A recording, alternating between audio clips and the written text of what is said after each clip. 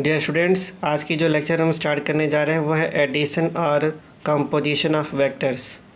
Addition means हम vectors को क्या करने वाले हैं, ऐड करने वाले हैं। तो इस एडिशन में क्या होगा, the process of adding two or more than two vectors. हम लोग क्या करने वाले हैं, द प्रोसेस ऑफ एडिंग। तो इसमें क्या होता है students, the process of adding two or more than two vectors is called addition or composition of vectors. Okay.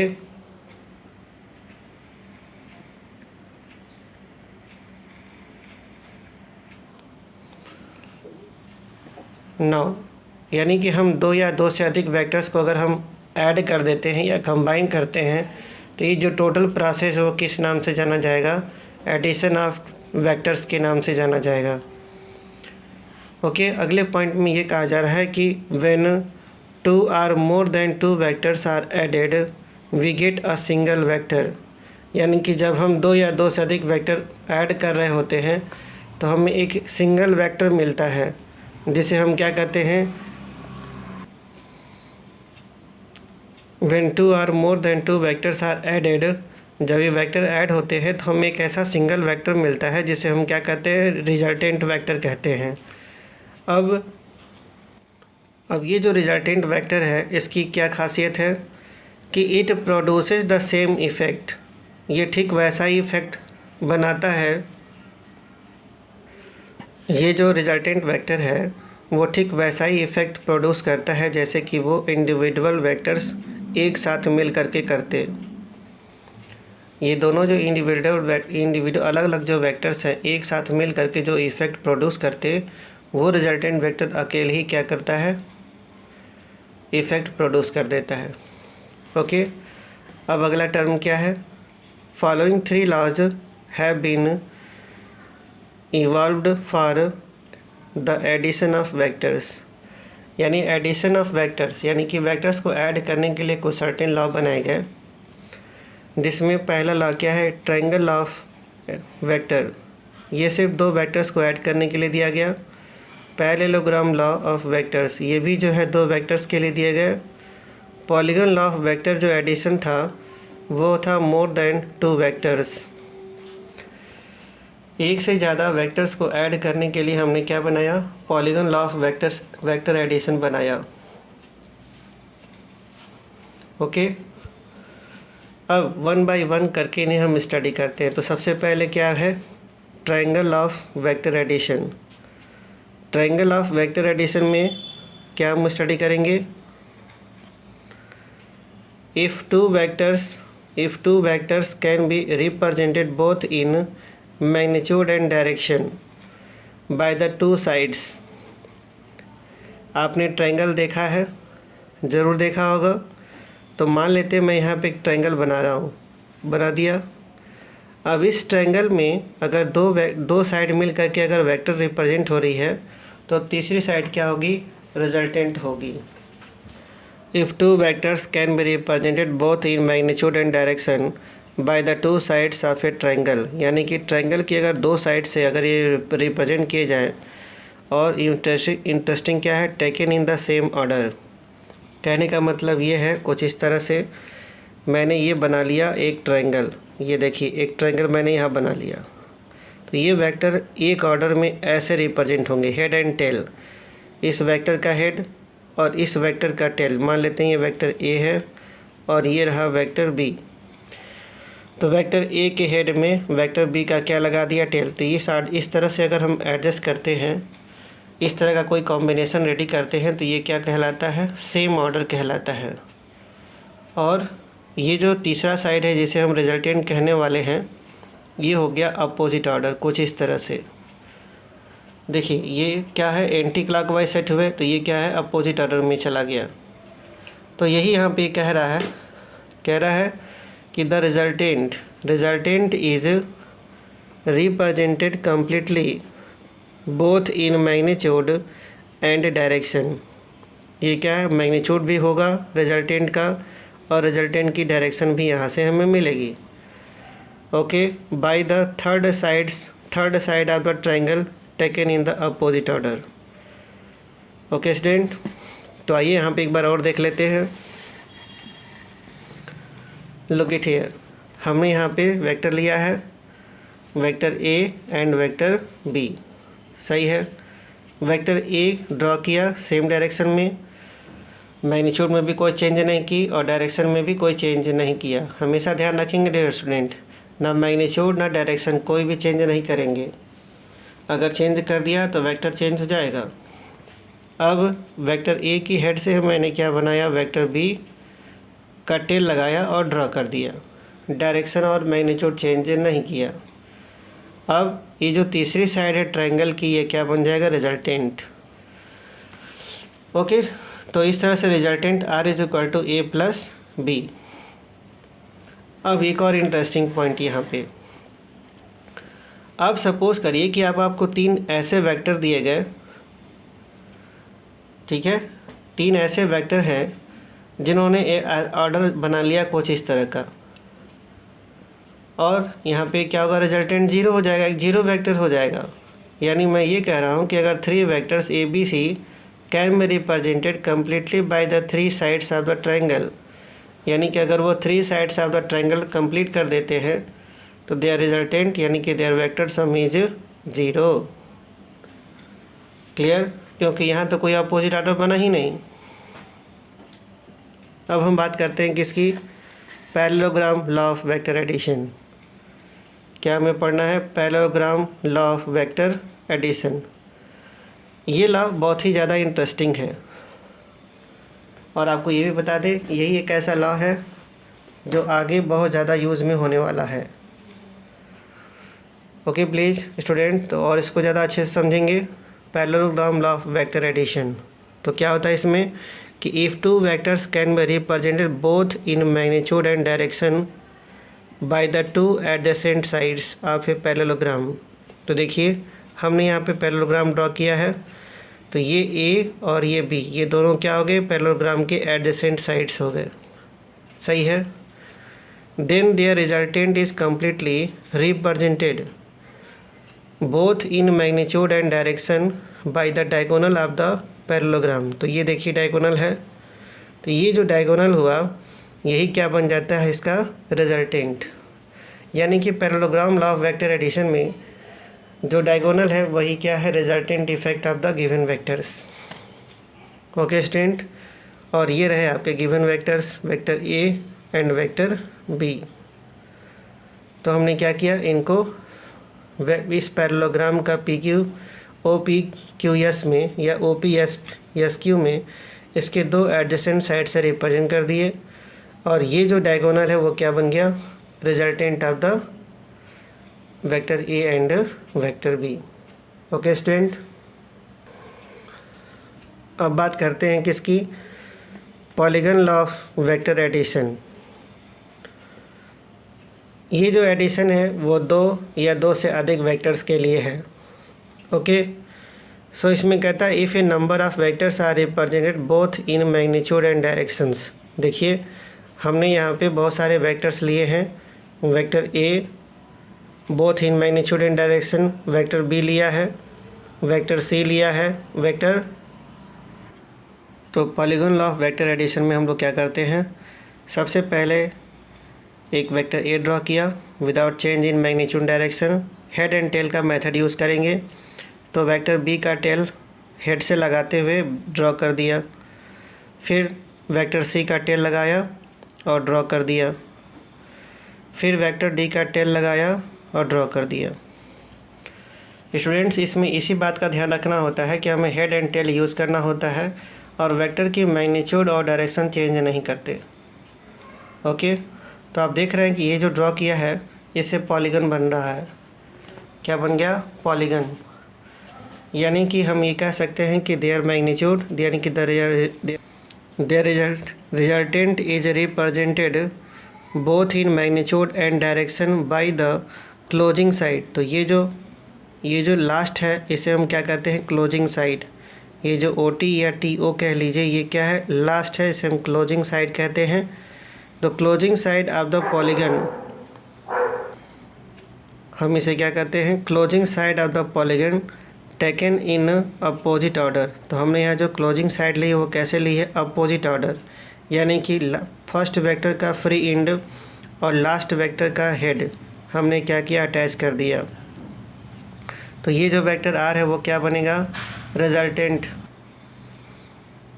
Okay, तो ये जो है क्या बन गया, रिजल्टेंट वेक्टर आर। तो आर इज इक्वल टू हम क्या लिखेंगे, vector A plus vector B plus vector C plus vector D. Okay student, और ये जो ज्योमेट्री बनी है हम उसे क्या कहते हैं, पॉलीगन कहते हैं। ओके स्टूडेंट, फिर आगे इसके आगे क्या है, अब हम लोग स्टडी करने जा रहे हैं analytical treatment of the triangle law of vector addition.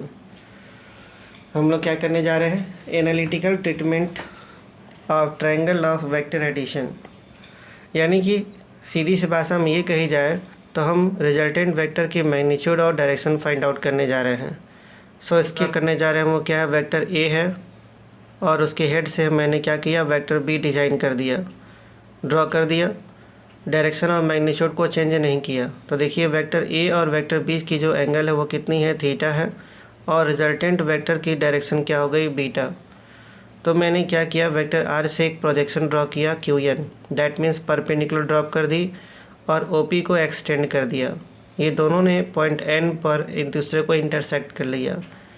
यहाँ पर एंगल क्या बन गई, 90, पॉइंट एन पे एंगल क्या बन गई, 90। तो हम ट्रायंगल यूज़ करते हैं क्यू एन पी, ये जो है एक राइट एंगल ट्रायंगल है। तो यहाँ पर क्या होगा, साइन थीटा से क्या लिख सकते हैं, परपेंडिकुलर बाय हाइपोटेनस। तो ये हो गया परपेंडिकुलर और ये हो गया बी हाइपोटेनस। तो रिज़ल्ट हो जाएगा Q N is equal to B sine theta. Okay student, फिर आगे क्या है, इसी ट्रायंगल से हम क्या लिख सकते हैं, cos theta is equal to P N by P Q. So P N is equal to B cos theta. सही है। सो यूजिंग पाइथागोरस थ्योरम हमने अब इस ट्रायंगल में ओ एन क्यू में अब पाइथागोरस यूज़ करेंगे। तो ओ एन क्यू में पाइथागोरस यूज़ करेंगे तो क्या होगा, O Q square, that means hypotenuse का square is equal to perpendicular square plus base square. तो ये हो गया O N square plus Q N square. So इस तरह से O Q square is equal to O P plus P N का whole square and Q N square. O N क्या है, O P plus P N का whole square. Okay student, अब हम इसे क्या करते हैं, यहाँ देखिए O Q square is equal to क्या ले सकते हैं, O P square plus P N square plus 2 OP into P N, A plus B के होल स्क्वायर फार्मूला से इसे ओपन कर दिया और ये लास्ट में क्या था, हमारा क्यू एन स्क्वायर था ही। ओके, अब क्या करते हैं, इस पी एन स्क्वायर को इस क्यू एन स्क्वायर के साथ एडजस्ट कर दिया, P N square plus Q N square. So look it here, यहाँ पर इस में देखिए, यहाँ पर P N square plus Q N square क्या दे देगा हमें, P Q square. P N square plus Q N square मिलके क्या दे देगा, पी क्यू स्क्वायर। ओके, तो हम यहाँ पर P N square plus Q N की जगह क्या लिख सकते हैं, पी क्यू स्क्वायर। ओके, अब देखिए ओ पी की वैल्यू क्या हो गई, ए, पी क्यू की वैल्यू बी, ओ पी की value A and P N की वैल्यू क्या हो गई, बी कॉस थीटा। सही है। तो इस तरह से रिजल्टेंट क्या मिला, रिजल्टेंट की मैग्नीट्यूड क्या मिली, under root A square plus B square plus 2AB cos theta. Okay, so the direction of the resultant vector R, जो रिजल्टेंट वेक्टर आर है उसकी डायरेक्शन क्या होगी, तो tan beta is equal to perpendicular by base, और base O N की value क्या है, O P plus P N के इक्वल है। सही है। और क्यू एन की वैल्यू क्या है, बी साइन थीटा, और ओ पी की वैल्यू हो गई ए एंड पी एन की वैल्यू है बी कॉस थीटा। तो इस तरह से रिजल्ट हमारे पास है tan beta is equal to B sine theta upon A plus B cos theta. ये जो हम डायरेक्शन ले रहे हैं रिजल्टेंट वेक्टर की with the direction of vector A. Okay, अब हम देखते हैं analytical treatment of the parallelogram law of vector addition. सही है, तो ये रहा पैरेललोग्राम OPS, ठीक है, ये पैरेललोग्राम बन गई। और वेक्टर ए क्या है, इसकी दो एडजेसेंट साइड में सेट हो गया, vector A and vector B as A को इनिशियल वेक्टर। ओके, तो यहाँ पर ये एंगल थीटा हो गई, वेक्टर ए और वेक्टर बी के बीच एंगल। यहाँ पे जो रिजल्टेंट है वो क्या होता है, डायगोनल होता है, diagonal of the parallelogram. Okay student, अब क्या करते हैं, यहाँ पर भी हम इसका प्रोजेक्शन लेते हैं और इस लाइन को OP लाइन को एक्सटेंड करते हैं। तो यहाँ पे एंगल क्या बना, 90, और वेक्टर ए और वेक्टर बी के बीच की एंगल क्या हो गई, थीटा, और रिजल्टेंट जो वेक्टर है उसकी भी एंगल क्या हो गई, बीटा। ओके, तो अब क्या हुआ, जो राइट एंगल ट्रायंगल है SNP, वहाँ से हमें मिला SN की वैल्यू क्या मिल गई, B sin थीटा। ये SN क्या है, B sin थीटा हो जाएगा, और ये जो बेस है PN उसकी वैल्यू क्या हो जाएगी, B cos थीटा। सही है, अब हम यूज़ करेंगे पाइथागोरस थ्योरम, और किस में लगाएंगे, ONS। तो रिज़ल्ट हमें क्या मिलेगा, OS square is equal to ON square plus SN square. पहले हाइपोटेनस का स्क्वायर करेंगे, फिर क्या होगा, बेस का स्क्वायर प्लस परपेंडिकुलर स्क्वायर। तो जो बेस है ON उसकी वैल्यू क्या है, OP प्लस PN है। A प्लस B का होल स्क्वायर करेंगे तो रिज़ल्ट क्या मिलेगा, A square plus B square plus 2AB के फार्मूले से ओपन हो जाएगा, और ये रहा SN स्क्वायर। अब ये जो PN स्क्वायर और SN स्क्वायर है, यहाँ जो ये है PN स्क्वायर और SN स्क्वायर है, वो क्या मिल के हो जाएगा, PS स्क्वायर हो जाएगा। कहाँ से, देखिए PN square plus SN square is equal to क्या हो जाएगा, PS square. Okay, so R square is equal to A square plus PS square plus 2OP into PN। अब इसके बाद से क्या हो जाएगा, R square is equal to हो जाएगा A square plus B square plus 2AB cos theta. R is equal to हम लिख सकते हैं as a magnitude under root A square plus B square plus 2AB cos theta. Resultant की direction हो जाएगी tan beta is equal to SN upon ON, और result आएगा tan beta is equal to B sin theta upon A plus B cos theta. अब हम कुछ special case पे discuss करेंगे। स्पेशल केस में फर्स्ट क्या है, जब वेक्टर A और वेक्टर B दोनों पैरेलल हो जाएंगे तो बीच की एंगल थीटा 0 हो जाएगी। ऐसे केस में sin थीटा क्या होगा, 0।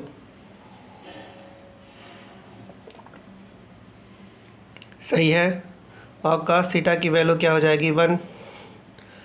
जब हम रिजल्टेंट फाइंड करेंगे R इज इक्वल टू, तो अंडर रूट हो जाएगा A square plus B square plus 2AB cos 0, और cos 0 की वैल्यू है 1, तो हमारे पास बचेगा 2AB।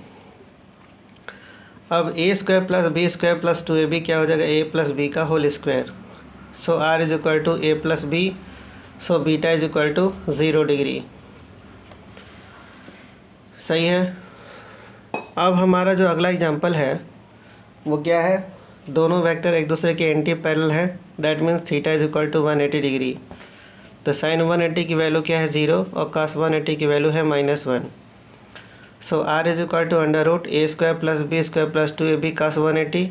cos 180 की वैल्यू होती है -1, तो यहाँ हो जाएगा A square plus B square minus 2AB, जिसका फाइनल रिजल्ट क्या होगा, A माइनस B। अब यहाँ पे टेक्निकली एक बात ध्यान में रखते हैं, अगर वेक्टर A ज़्यादा है तो A माइनस B होगा, और अगर वेक्टर B ज़्यादा है तो B माइनस A होगा। एक बार और सुनेंगे, अगर वेक्टर A ज़्यादा है तो A माइनस B होगा। ज़्यादा से सेंस क्या है, मैग्नीट्यूड। अगर A की मैग्नीट्यूड B की मैग्नीट्यूड से ज़्यादा होगी तो A माइनस B, और रिजल्टेंट क्या होगा, वेक्टर A की तरफ होगा। और अगर वेक्टर B ज़्यादा है उसकी मैग्नीट्यूड तो B माइनस A होगा, और रिजल्टेंट वेक्टर B की तरफ होगा। ओके, अब अगर थीटा की वैल्यू हो जाए 90, यानी कि वेक्टर A और B एक दूसरे के परपेंडिकुलर हो, तो sin 90 की वैल्यू होती है 1, तो cos 90 हो जाएगा। तो cos 90 की वैल्यू हो गई 0 और sin 90 की वैल्यू हो जाती है 1। तो r इज इक्वल टू क्या हो जाएगा, under root A square plus B square plus 2ab cos 90। तो cos 90 की वैल्यू हो गई 0, तो हमारे पास हो जाएगा under root A square plus B square. तो tan बीटा क्या होगा, रिजल्टेंट वेक्टर की डायरेक्शन क्या हो जाएगी, b sin 90 upon a plus B cos 90। तो sin 90 की वैल्यू 1 होती है और cos 90 की वैल्यू 0, तो रिजल्ट क्या बचा, b/a। तो डायरेक्शन क्या हो जाएगा, tan inverse b/a। Okay student, thank you. उम्मीद करते हैं लेक्चर आपको समझ में आएगा। सो प्लीज़ स्टूडेंट लाइक करें, डेफिनेटली लाइक करें। आप लोग लेक्चर सुनते हैं, लाइक नहीं करते। सो लाइक करें, शेयर करें एंड सब्सक्राइब करें। Thank you.